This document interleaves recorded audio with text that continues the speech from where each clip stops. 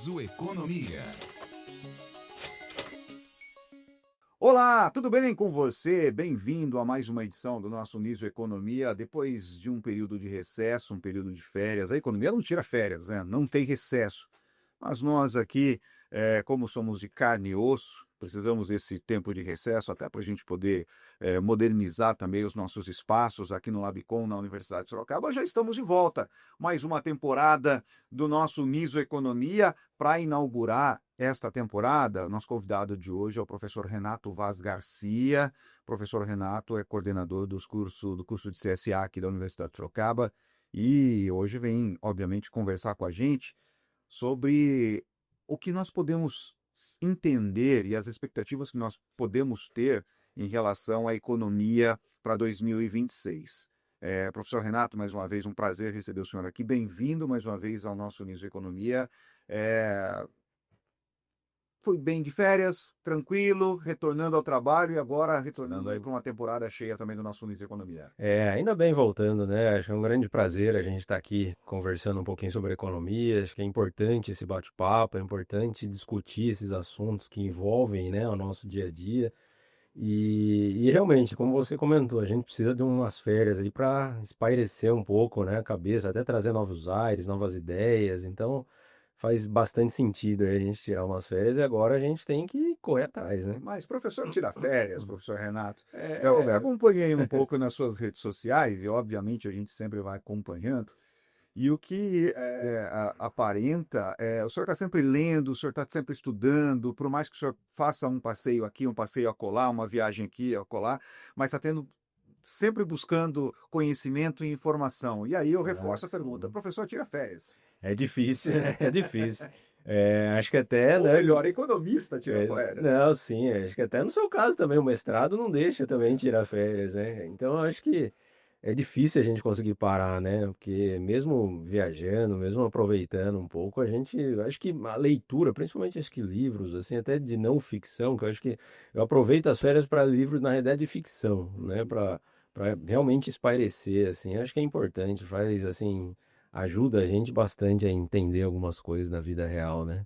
Agora, ajudar a entender as coisas da vida real é importante porque nós vivemos um ano, 2026 é um ano totalmente atípico. Eu tenho dito isso muito, inclusive né, com alguns amigos, com a família, porque nós temos, além, obviamente, de uma eleição, né, uma eleição majoritária, e a gente vai falar um pouco sobre isso, aonde que a política interfere na economia e vice-versa, mas nós temos agora já período de carnaval passando, temos um período de Copa do Mundo, que é um período em que há algumas paralisações, e aí todas as discussões que nós temos no Congresso Nacional, ainda um pouco mais acelerado, mas nem tanto, né, professor? Sim. Um ano completamente diferente, né? É um ano, assim, bastante desafiador na realidade, né? Porque a expectativa é que a gente tenha um crescimento econômico mais baixo do que do ano passado, né? Então, a expectativa, inclusive, do FMI, o Fundo Monetário Internacional, ele prevê que o Brasil vai crescer 1,6, né? É muito baixo, né? O governo, ele acha que vai crescer 2,3 e o mercado está lá mais ou menos em 1,8. Então, menos do que 2% de crescimento.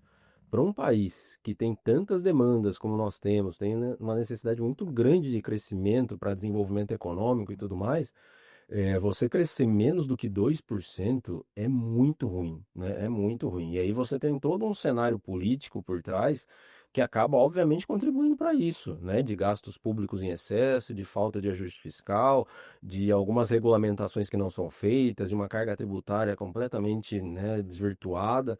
Então, isso é um grande problema no nosso caso, porque, assim, a expectativa no ano passado era que esse ano seria um pouco melhor. E agora a gente já está vendo que não vai ser tão assim interessante quanto a gente esperava, né? Essa expectativa, obviamente, para os investidores, principalmente quando a gente fala em Fundo Monetário Internacional, quando a gente fala nesse contexto todo, eu acho que a gente está pensando também muito nos investidores, naqueles que trazem o dinheiro aqui para o Brasil e principalmente neste momento que a gente vem vivendo. Agora, para as famílias, professor, para quem muitas vezes está na ponta da linha, como é que a gente pode fazer uma leitura em relação a este ano? Porque se para o investidor é difícil, para a família, creio eu, que também não será fácil. Não, sim, assim, por um lado, você tem uma economia que vai estar um pouco mais, né, esfriada, vai ter assim, uma perspectiva de não tantos investimentos, então é uma situação bem preocupante do ponto de vista mais macroeconômico. Uhum. Do ponto de vista das famílias especificamente, por um lado também, assim, apesar desse crescimento menor do PIB, você tem uma taxa de desemprego extremamente baixa no Brasil. Isso não significa que a renda esteja elevada, né? Mas a taxa de desemprego está baixa.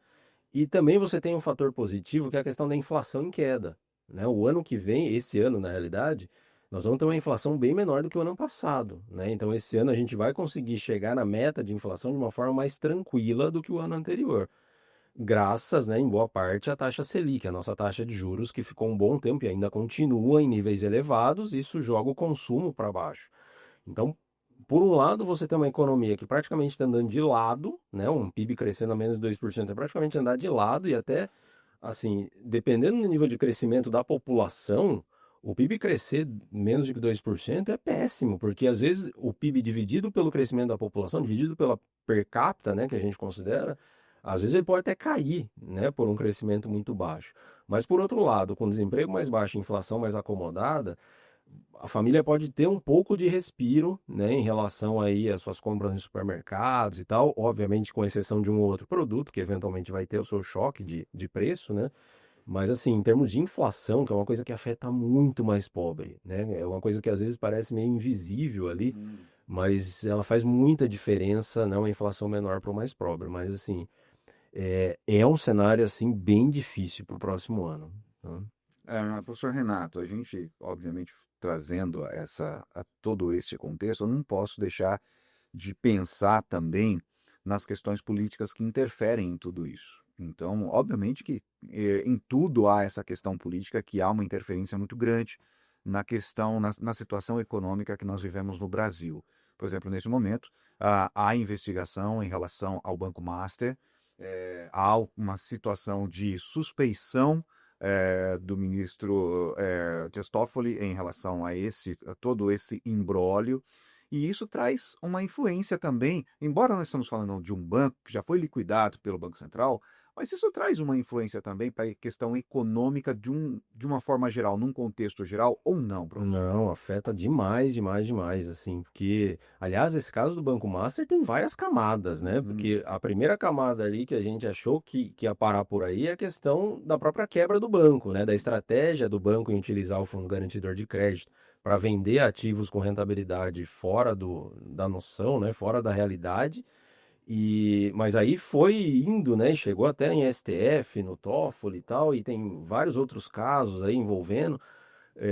E tudo isso, a partir do momento que esses casos eles vêm à tona, isso de certa forma acaba impactando principalmente no risco de se investir no Brasil, né? Porque o investidor, seja ele nacional, internacional, ele de certa forma ele coloca um dinheiro, né, num investimento produtivo com expectativa de retorno na hora que ele faz o investimento. A partir Uhum. do momento em que esses casos começam a aparecer, esse investidor ele começa a pensar e fala, poxa, mas quando eu apliquei nessa empresa, quando eu investi nesse investimento produtivo, eu tinha assim, mesmo que indiretamente, né, na minha decisão, que tinha esses órgãos reguladores no Brasil, que o Banco Central fazia um papel adequado, que o TCU e todo o STF, todo o Congresso, que tudo mais assim tinha lá o seu papel regulatório, por exemplo. E a gente está vendo que isso não funcionou adequadamente como deveria.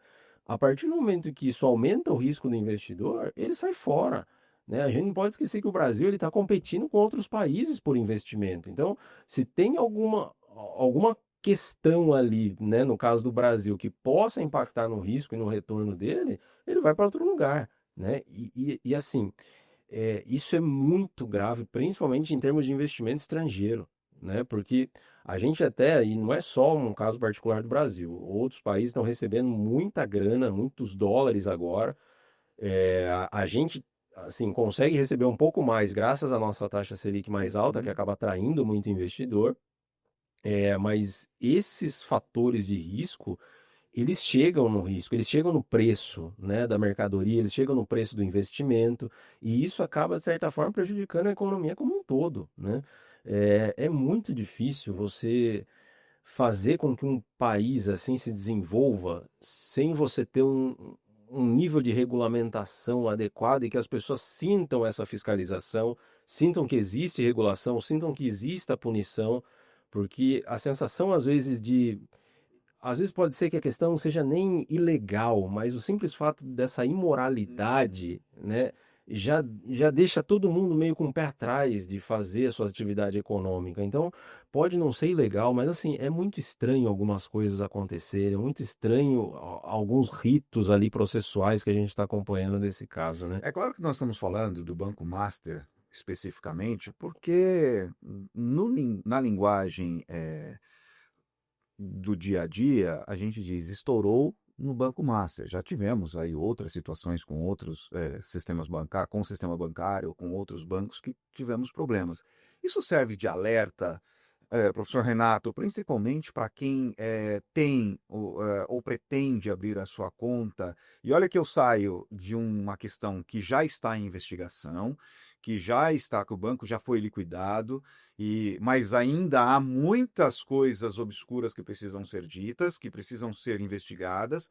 E eu trago para um dia a dia também da população comum, como os bancos digitais, por exemplo, e hoje há uma digitalização, inclusive, dos bancos tidos como bancos oficiais. Sim, sim. Acende um alerta também para mim, para o senhor, para a nossa Jéssica Toffoli, que hoje está aqui com o João Aoki na técnica de gravação do nosso programa.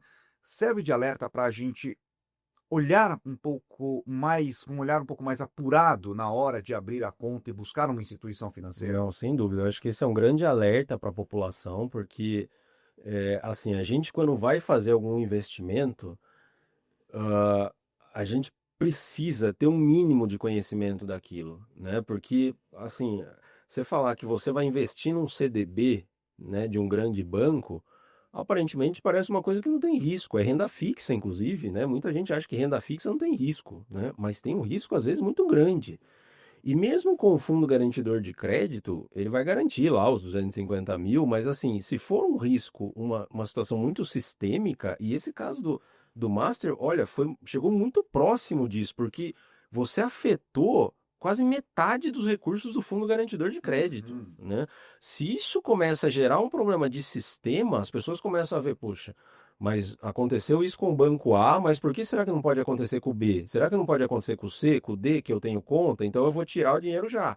Só que a hora que você vai começar a fazer isso, você provoca um problema muito mais grave, que é a corrida bancária. Uhum. E aí, na corrida bancária, o banco fala: meu amigo, eu não tenho seu dinheiro aqui. Seu dinheiro está aplicado em tal lugar, está aplicado com tal pessoa, está emprestado para alguém. Você vai ter que esperar. E aí você cria um risco sistêmico muito grande, né? É por isso que eu acho que as instituições de regulamentação e fiscalização, seja o Banco Central, CVM, Conselho Monetário Nacional, qualquer outra instituição ali que possa contribuir para isso, eu acho que teve muita falha nesse processo Uhum. todo, né? Porque é inimaginável chegar ao ponto que chegou do Fundo Garantidor de Crédito. E com certeza vai ter alteração nesse fundo hoje, porque, assim, Douglas, não faz, pela lógica, assim, das finanças, quando você vai aplicar num investimento financeiro, você aplica um valor que a gente chama de principal, né? Eu vou aplicar lá R$ 1.000. E aí, durante um tempo, eu vou ganhar os juros, né? Que é uma remuneração desse principal. Esses juros que eu vou ganhar é baseado no risco do investimento, é baseado no que esse cara vai fazer com o investimento. E, teoricamente, ao comprar esse CDB ou qualquer investimento desse, eu estou ciente disso. Eu tenho que estar ciente disso. O fundo garantidor de crédito, quando esse banco quebra, quando esse CDB vai ser liquidado, esse banco vai ser liquidado, ele me devolve o principal, beleza, só que ele me devolve também os juros. Isso é uma questão um pouco complexa, porque quando eu investi nesse banco, nesse CDB, eu tinha que estar ciente do risco desse juros, desse dinheiro que eu ia correr. Pode ser que eu até receba o principal, eu acho que o fundo garantidor de crédito é importante nisso, mas ele pagar inclusive os juros que você tem lá, eu acho que é um pouco além da conta, né? E isso é uma das coisas que vai ser revistas também agora. E tem várias outras coisas que vão ser revistas desse fundo, porque do jeito que tá, ele virou uma estratégia de negócio, mas o próprio Volcker falou isso, né, do Banco Master. Ele falou que ele usava o fundo garantidor como uma estratégia. Então as pessoas têm que ter cuidado, obviamente, ao investir num banco A, B ou C, mas assim, ainda assim o sistema bancário ele é um sistema extremamente seguro, né? Apesar do Banco Central ter, e eu acredito ter deixado passar essa falha, mas assim, ainda é uma instituição que acompanha sempre, né, as instituições, teve vários alertas, inclusive até chegar a esse ponto, né, o próprio TCU também. É, óbvio que tem que ficar, assim, bem ciente disso, mas assim, não tem um problema também muito grave, assim, a ponto de falar, vou tirar tudo de banco, vou deixar em casa o meu dinheiro. Não é uma situação também assim, mas é sempre bom você saber onde você está colocando esse dinheiro, acho que principalmente pela aplicação que você vai fazer, né? As pessoas, até um exemplo pessoal, né? No condomínio lá que eu moro, o valor do fundo de reserva está aplicado em CDB. Mas a hora que você vai ver lá na prestação de conta, é simplesmente escrito CDB. Tá, mas qual CDB? De que banco? Da onde que é isso? Né? Não é uma coisa assim tão generalista, né? Ah, investir em CDB.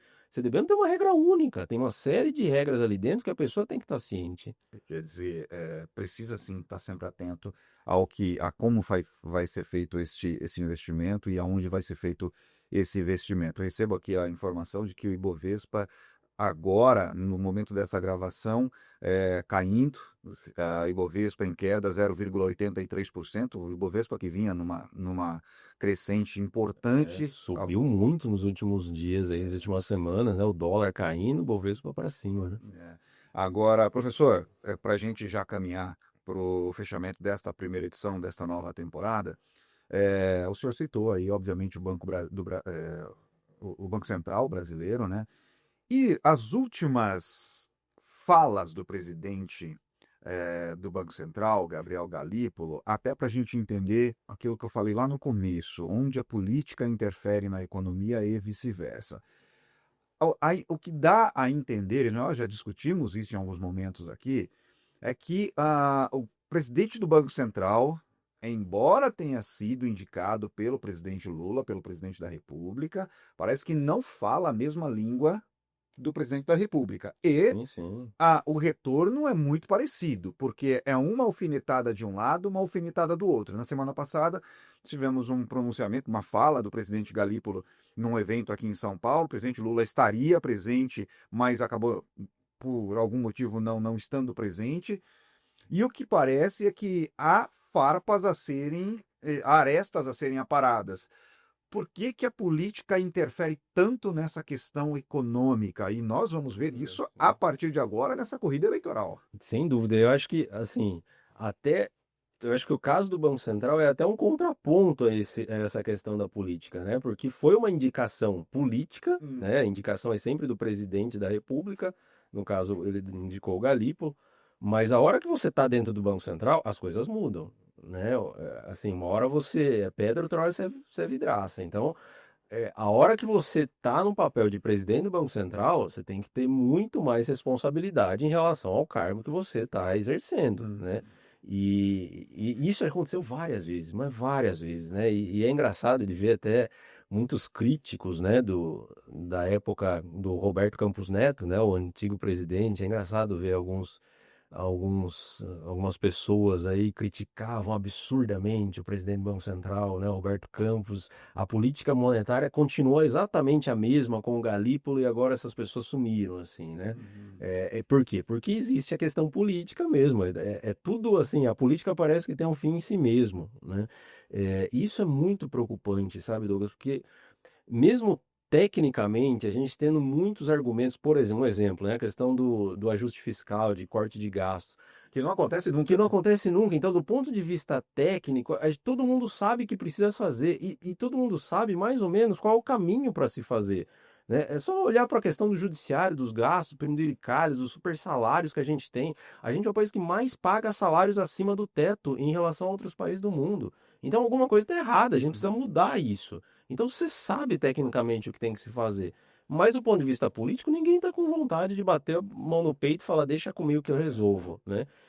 Assim, todo mundo tem responsabilidade nisso, né? O judiciário, o Congresso e tudo mais, mas quem tem que dar, né, o pontapé inicial é o próprio executivo, é o governo federal. Ele fala, meu amigo, agora a gente vai pôr um basta nesse negócio, né, nessa questão. E o primeiro, assim, a primeira faísca que apareceu disso veio do STF, né, com Flávio Dino já barrando lá os Exato. super salários. Mas vai valer a partir de 60 dias e, assim, até lá muita coisa pode acontecer, porque qual daí parece ser a alternativa que algumas pessoas de interesse próprio estão tentando buscar. Ah, tem muito salário acima do teto, né? Os salários estão extrapolando demais o teto, então como que a gente resolve? Não baixando o super salário, aumentando o teto, né? Aumentar o teto, aí pronto, as pessoas param de receber super salários, né? É assim, é um fim em si mesmo e um privilégio, um corporativismo e aquilo, a gente não vê só isso em governo a nível federal, a gente vê isso a nível Ah, municipal, sim. Câmara de Vereadores, Assembleia. Assim, é inacreditável como as discussões de política pública, de efeito em termos de desenvolvimento econômico social, o efeito na população, fica totalmente marginalizado. É sempre o efeito, o que que isso vai me beneficiar? Que acordo político que eu tenho que fazer para garantir minha reeleição? E assim, isso já virou muito clichê, já virou uma coisa que todo mundo sabe que Hum. funciona desse jeito. Mas parece que as coisas nunca vão mudar. E é inacreditável mesmo, É. né? O senhor falando da forma que o senhor traz e com a clareza que o senhor traz, me lembrei de um meme muito famoso que rodou a internet, que roda até hoje a internet. O meme da grande campeã de memes que nós tivemos no Brasil, que foi a ex-presidente Dilma Rousseff, que ela disse o seguinte: quando o senhor fala de o teto e aí a gente, ao A invés de gente atingir aumenta o o teto. teto, a gente aumenta o É, teto, sim, é a sim. questão, né, de vamos dobrar a meta. Vamos dobrar a Não meta. temos uma meta, mas quando a gente É, atingir, a gente dobra e vai dobrando e vai dobrando. exatamente. Assim, a questão. Porque esses órgãos, principalmente mais voltados ao judiciário, eles têm algumas políticas Uhum. próprias que eles conseguem ter esses vazamentos, assim, essas exceções em termos do teto. E vira uma coisa vergonhosa, assim, porque é aquilo que a gente falou no começo da conversa, não é necessariamente ilegal, mas é imoral, né? E não faz o menor sentido, porque você pega, por exemplo, você tem o arcabouço fiscal que garantiu um teto de gastos para todo mundo. Ele pode crescer no máximo acima da inflação 2,5, desde que tenha receita entrando. Se você pega judiciário, qual que é o gasto que o judiciário tem? É basicamente pessoal. Então, o aumento de gastos que o judiciário vai ter é basicamente pessoal, que vai ganhar mais.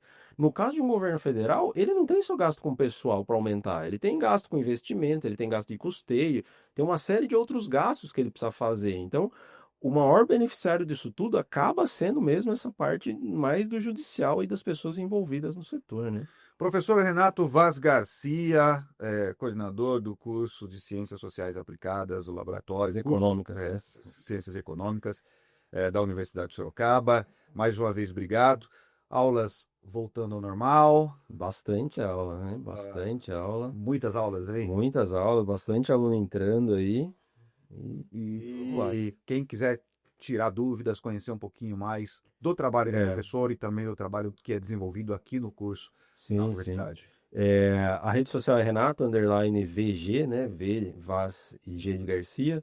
E pode mandar e-mail também, renato.garcia@prof.uniso.br. Nós temos também o laboratório de CSA, que tem várias pesquisas, inclusive pesquisa da cesta básica lá. Nós temos toda semana lá uma atualização.